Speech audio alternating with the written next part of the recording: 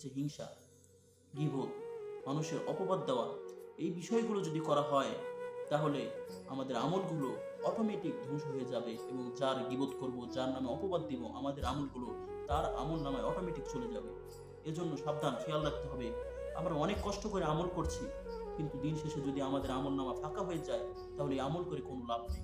এজন্যই আমাদের গীবত, হিংসা, মানুষকে অপবাদ দেওয়া, মিথ্যা অপবাদ দেওয়া, এই বিষয় থেকে আমাদেরকে আল্লাহ তাআলা যেন বেঁচে থাকার তৌফিক দান করুন।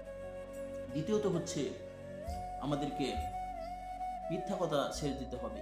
কেননা যে ব্যক্তি মিথ্যা বলে, একটি মিথ্যা কথা বলার পর এই মিথ্যাকে ঢাকার জন্য তাকে আরো অনেক মিথ্যা আশ্রয় নিতে হয়।